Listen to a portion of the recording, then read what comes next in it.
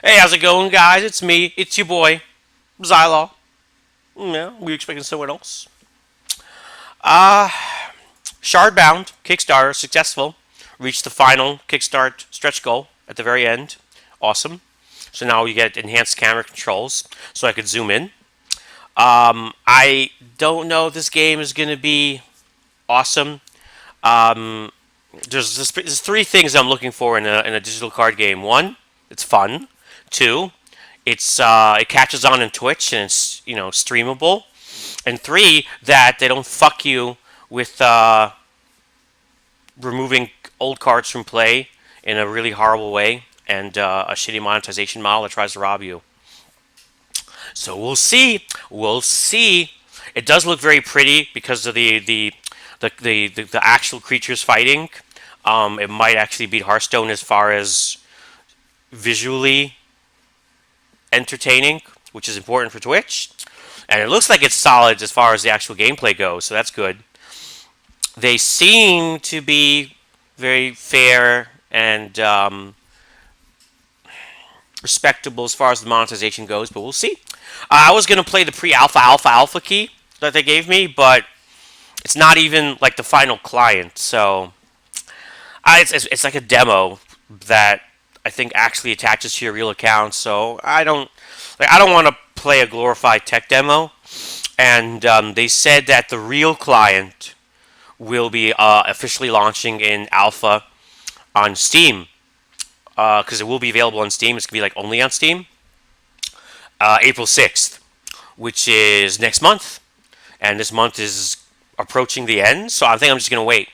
So when the official early access alpha launches on Steam April 6th, then we're gonna play it on stream. And because I want to start my account officially with the official client. I said official enough times. I don't want to play like some ghetto version and not enjoy as much as I can enjoy. So yeah, we're gonna wait until April 6th. But I kickstarted it. I got my exclusive airship, my exclusive card back. So if I do decide to stream and play it, I can jack off to how amazing I am and how I'm better than everybody else, which is the whole point. And that would be great. So now I'm invested. I do hope that the game is good and successful, and it's a great stream game, and everything is awesome. And I do kind of miss having something to play when I'm not streaming, and having something to play that's like relatively quick paced, fast, and multiplayer. Because I'm not really playing HOTS or Hearthstone anymore since I'm like sworn off Blizzard kind of entirely for now. So that would be good. So yeah, for a lot of reasons, I'm hoping Shardbound is awesome, and hopefully you guys will enjoy watching it too. We'll see. We'll see. Anyway, I used to be a really big collector um, of stuff, and I'm not nearly as much so. And also, I used to be a collector of physical stuff. Now I'm more of a digital stuff kind of guy because I realized that physical stuff takes space. I don't have a lot of space. Physical stuff can get damaged and eaten by termites, and physical stuff just ages like books, and then you can't read them anymore because they fall apart into dust. And I'm always afraid that I have to flee the country, or I have to move out, or something, or I have to go to Mexico because Trump is after me. And the less stuff you have, the less stuff you have to carry. So I'm really not into physical stuff anymore. And I'm a little less into collecting, but a lot less interested in physical stuff. So I have things. I've gotten rid of a lot of my things, but I still have things, and I don't really want them anymore. I kind of wanted to do like stream-based giveaways for my old stuff because some of it's actually really nice and I don't know, potentially of slight value. But oh my God, shipping costs, shipping. Like I actually did some research and cheap ways to ship so I could send people stuff, and it costs so much money. I don't know, like have we not advanced as a country and as a world as shipping technology, still so backwards. Like if I want to ship the cheapest shipping, if I want to ship a tiny little box, which might not even fit every like probably won't fit most things. It's like it's $8, and if you want a box that will probably fit most things, but not too many things, like not too many things at once, it's like $14. And this is the cheapest, slowest shipping you can buy. $14? Like if you spend $14 in Amazon, you get your free shipping, and you could buy the same thing that I would send to people, you know. So how is that even? You might as well just buy somebody something on Amazon and have it shipped to them. What's the point? And then I was like, oh, maybe I'll tell people just send me the shipping money, and I'll just send you something for free. But then it's like give me money and I'll send you something. It's totally free. You know, it's like one of those TV ads. You know, pay for the shipping, otherwise it's free. It's like pay for the shipping, free. I don't know about this. So I was thinking of doing something like if I ever get paid by YouTube, which would be a cause for celebration because my YouTube channel doesn't exactly get a lot of views, and you know, I'll figure that maybe I could celebrate if whenever I get paid by YouTube, that I would give something away and actually just pay for the shipping, and then it's like, well, you know, I'm not really paying for it because it's like I got paid from YouTube or something, which is like party time. And it's still like the primary goal is just to get rid of my stuff, and I don't want to throw it away because that feels bad, man. I'm not gonna throw it away. I'm not throwing my stuff away. It has to go somewhere. So maybe paying for shipping is the cost of doing business. I keep looking at my stuff. Whenever I talk about my stuff, I gotta look at it. It's like, where's my stuff? Where's my stuff? So I might do that. I don't know. Whenever I actually get a YouTube payment, every time, if it ever happens more than once or once, every time it happens, I could do like a some sort of channel giveaway where I will send stuff, send stuff to people. It would be only open to residents of the U.S., Canada, and Mexico. Not because, not because like I don't know, tax reasons, but just because shipping is cheaper, and I'm not paying to ship, to freaking Guatemala or something. Okay. Oh, actually, I don't know. Does shipping cost more to Canada and Mexico? I should have checked. Maybe I should just make it the U.S. because if I do it, because I don't know. It's the USPS. They don't ship to Mexico, so I guess it would just be open to the U.S. if I do it. I don't know. So tell me what you think, guys, and if you have any ideas, I'm interested because I do like the idea of sharing the wealth and giving people things, and I wanna slim down my collection, but I also don't want to spend money to give away things I've already spent money on. So let me know what you think about that. What do you think about that shit? I'm surgical with that shit, JT. Um,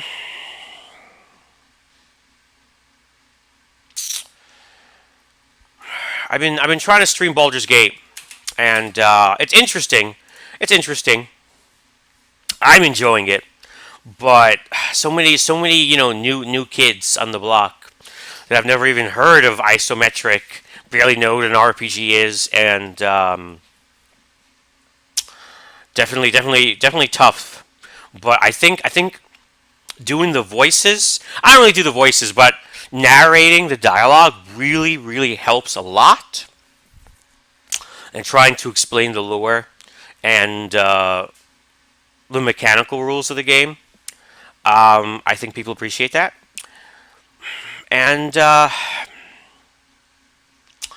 it's hard to gauge also enjoyment and entertainment levels because since my channel is very small to begin with, it's not like my viewership's gone from 1,000 people to 20 people, So when you have a very small survey pool, it's really hard to do statistics. But I think people are digging it. Some people are enjoying it, and again, I actually got a few new people watching because they specifically got excited when they saw Baldur's Gate, which did not happen when I was streaming Bioshock. So I think there's interest and thirst there for something like that because it's very unique and it's not something you usually see streamed on Twitch. Those kind of games. Um, and as a hobbyist, I can afford to stream games that aren't quite as popular as others, as long as it doesn't literally kill my channel because then I got no one to talk to. And I think as a hobbyist and as a connoisseur of gaming, and I do pride myself on being like a more intellectual, more mature, more eclectic and eccentric and elitist gamer than many streamers on Twitch, that it's almost my responsibility to try and bring these more exotic, unique, underrated, and unknown games to the masses. Because everyone heard of fucking Horizon and Zelda and Battlefield, but it's like I'm showing people the other side of gaming. It's like almost like I'm a teacher. I'm an educator. I'm a lifesaver. I sold cocaine to a pregnant woman. I'm not a drug dealer. I'm a lifesaver. Um, it's like I'm doing humanitarian work.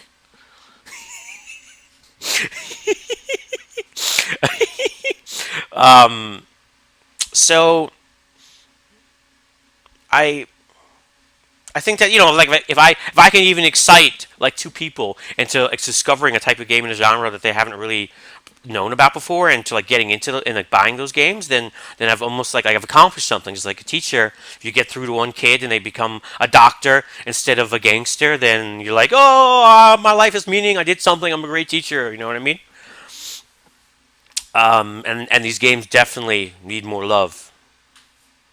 So yeah, the experiment will continue, and we will keep playing Baldur's Gate and see how it goes. And now I'm losing my voice. That's great.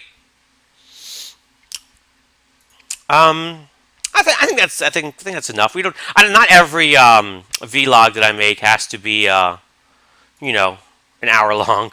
So I think this is good. We talked about a few different things. Um, and oh, I did want to mention one other thing. This is good. Yes.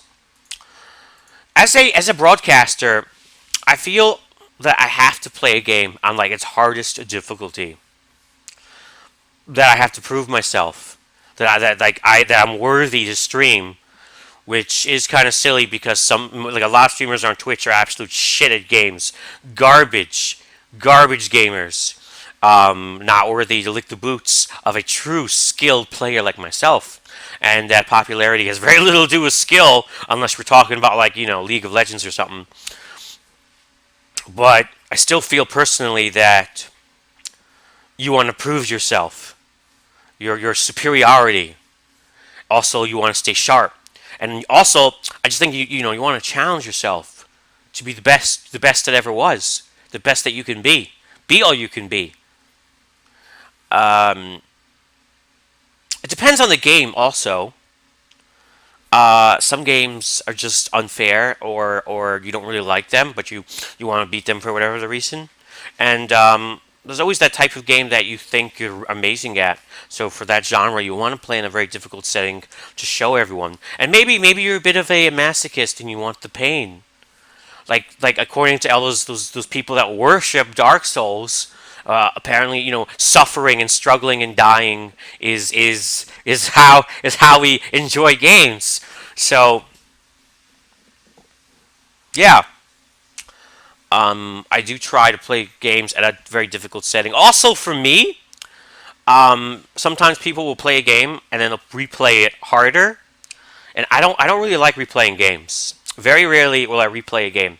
So I usually play a game at the hardest difficulty the first time as a way of saying I completely beat this game. I am completely done with it, so I don't have to go back. I've done all there is to do. I left my mark. Whereas if I just played on normal, there's always that in the back of my mind, just like, will I come back someday and play it again on a harder difficulty? Like it's like the road not traveled and the mountain not conquered. So I'm like circumventing it by going in the paint, balls deep in the ass, Hershey Highway, um, on the first playthrough. So yeah, I do try to play games on the hardest difficulty setting, at least as long as they're games that I personally think I'm supposed to be good at or I am good at. In particular, I'm really good at RPGs and shooters. Not multiplayer. I suck at multiplayer shooters, but I'm really good at single player shooters. It's weird. I don't know why there's no like they should be the same thing, but no.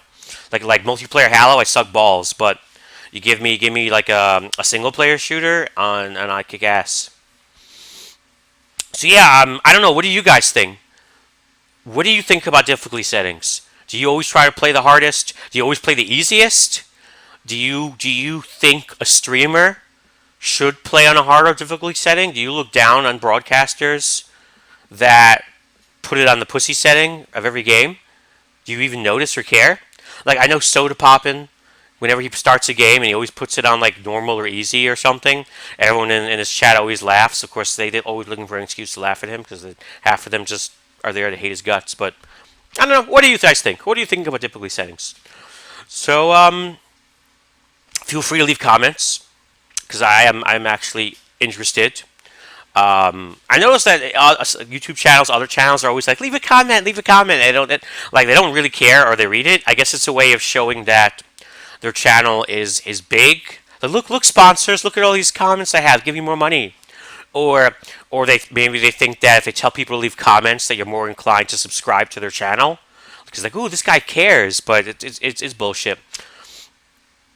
But yeah, I'm actually curious. What do you think about game difficulties, and what do you think about potential for giving away my stuff, and any ideas there? Oh, and what do you think about shardbound? What we're talking about, any thoughts about shardbound? Okay, and yeah, thanks for watching. See you on Twitch, and thank you very much for being part of the friendliest tiny Twitch community.